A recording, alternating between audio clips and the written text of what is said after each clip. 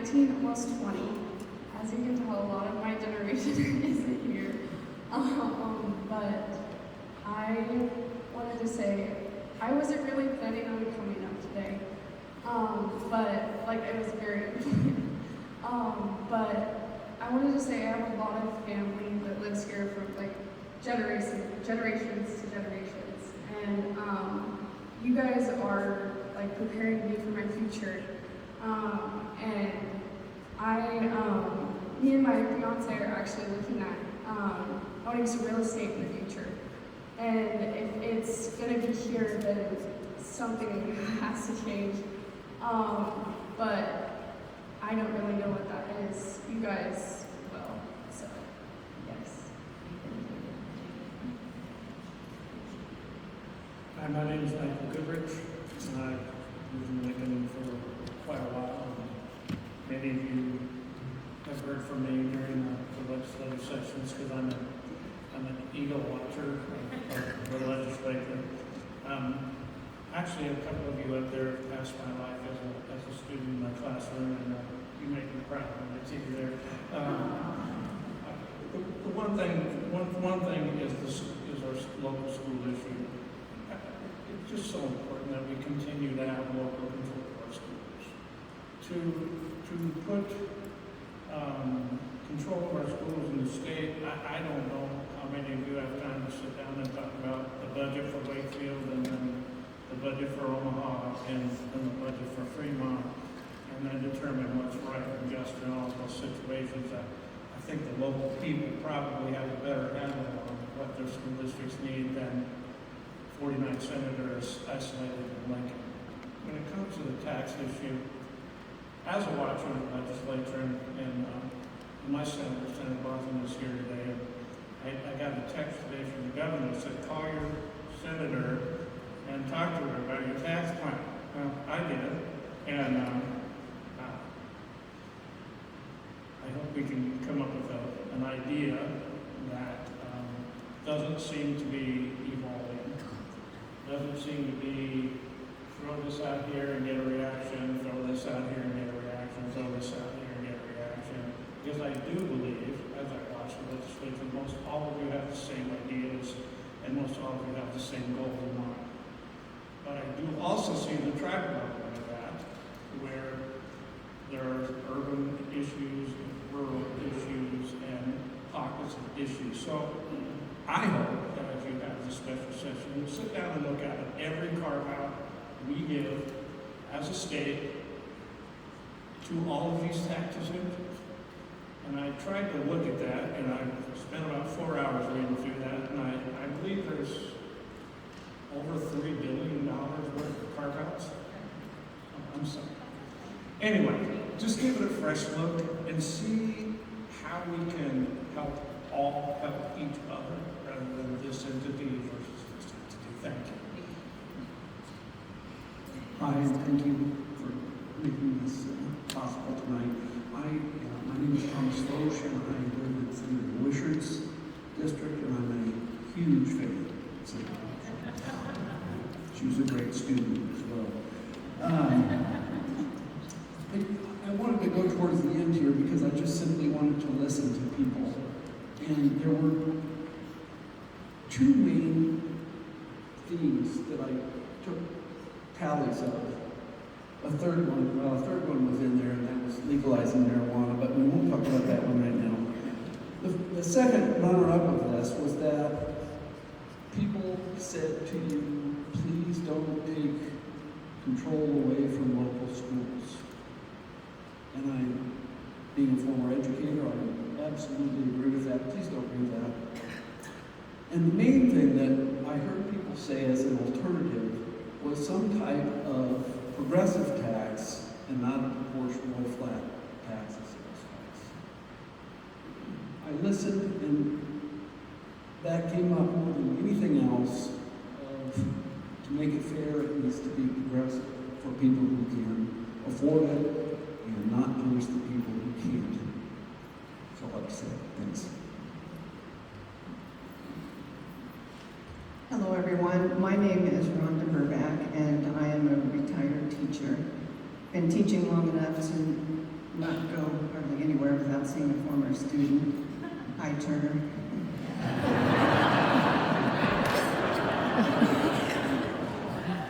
You didn't think I saw you over there, did you? But anyway, you guys have a really, really hard job. By the way, I'm in District 25. You have a really, really super hard job, and good luck. But a few things have come out to me. First of all, I can't think about this always strikes me. A better place to give my dollars than the public schools. So I don't like the thought of the loss of local control. And that has been, you know, everybody has said that, so I think that point has been well taken. So anyway, strong supporter of public schools, and we need to keep doing that. And when I say public, I mean public. Also, another thing that came up is the farmland thing. And I come from a family farm, and we've had land on this family farm for over 150 years. Why can't we be taxed differently than those investors that come in here and don't live here and will never pay sales tax? So they maybe could be taxed in a different way. And then my third thing that nobody's mentioned tonight is the, I don't know what you call it, the tax credit, the LB 1107 money, that you get 30% off your a tax credit for the money you've paid to the public schools. Maybe we should front load that. I think it's disingenuous to make people apply for that, and I have read that a lot of people don't. Their accountants don't know about it. So that's something that I think might be easy to do.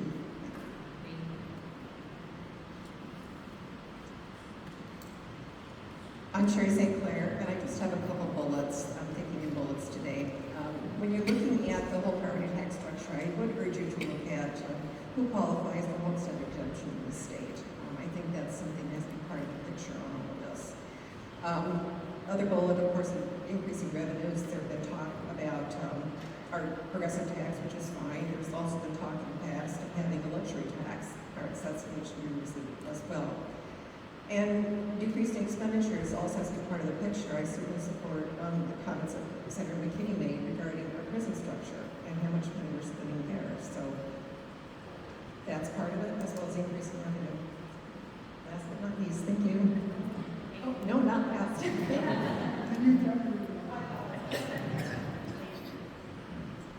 I am asking you to tax Penland's hog farming operation.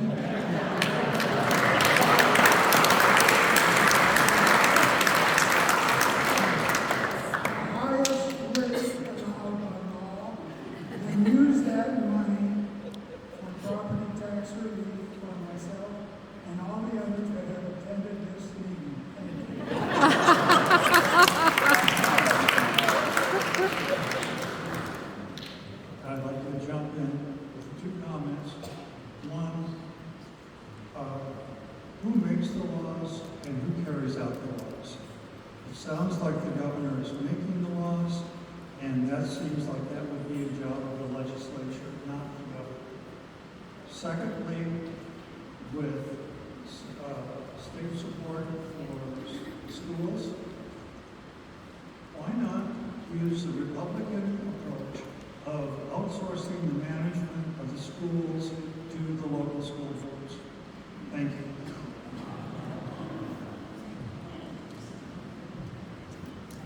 I wasn't going to get up here, I promised myself, but here I am.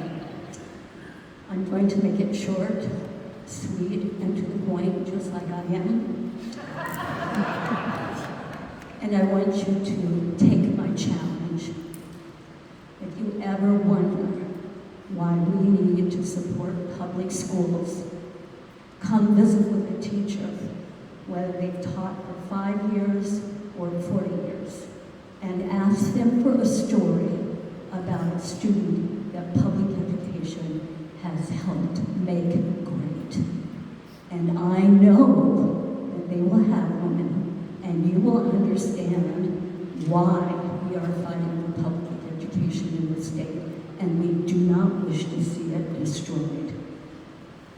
I want you to know that I am a benefactor of the public school education. And if you would like to hear my story, I'll tell you some other time, but not now.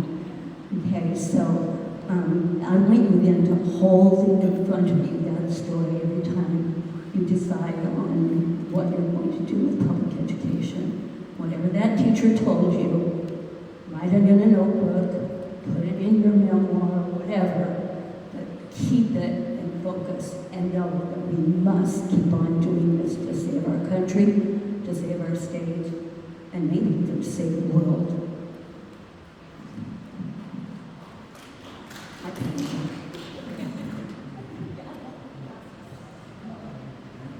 Good afternoon, Senators. Al Davis.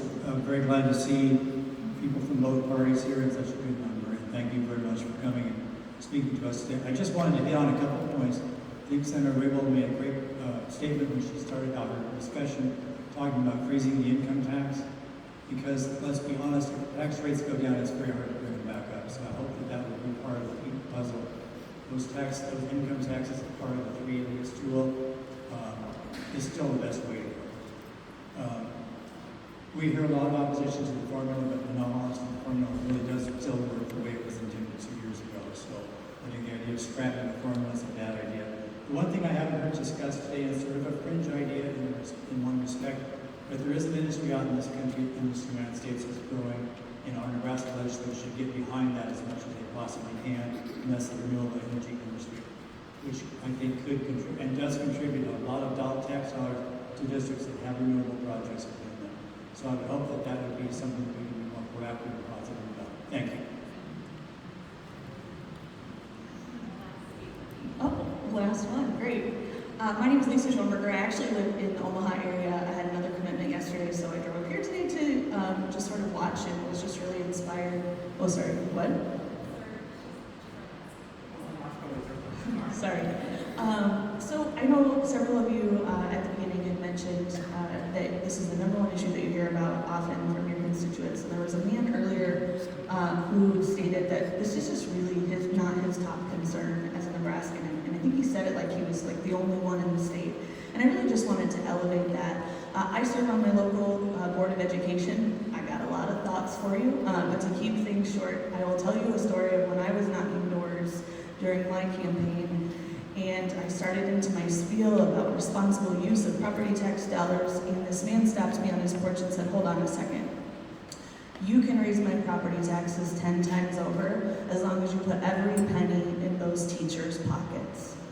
And I think that was an investment that, thank you, yes, absolutely. I think that was an investment that he was willing to make, and one that I heard echoed often here. I told him it probably wasn't politically expedient for me to campaign on raising his property taxes 10 times over, but that his point was well taken. And I wanted to share that with you because I do think families like mine who pay 5 times more in childcare than we do our monthly property tax bill, there are other concerns out there, and we sort of keep coming back to this same well. If people are telling you at the doors that this is their #1 concern, that makes me sad, because I think that they've quit dreaming boldly for our state. I think that they've quit thinking about what might be possible. This is a state where many of our ancestors came here and saw nothing but prairie, and from that, this amazing university system popped up. Carhenge, our fantastic K-12 school system. We have so much going for us here in this state, and I just encourage you to hit the ground on Thursday dreaming boldly about what Nebraska could be if we can get past being mired in this issue for decades. So, thank you all so much for being here.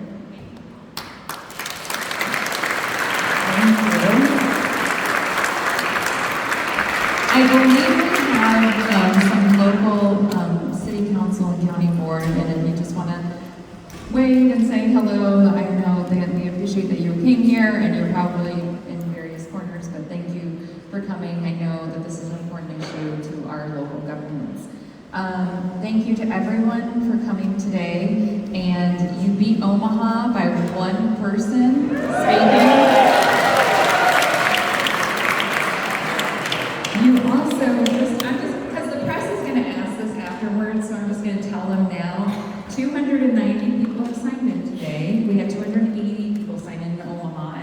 locations. We know that some of you did not sign in, so we're just gonna round up to 300. Thank you all for coming. Thank you to my colleagues for giving up your evening, because we're all giving up our summers, and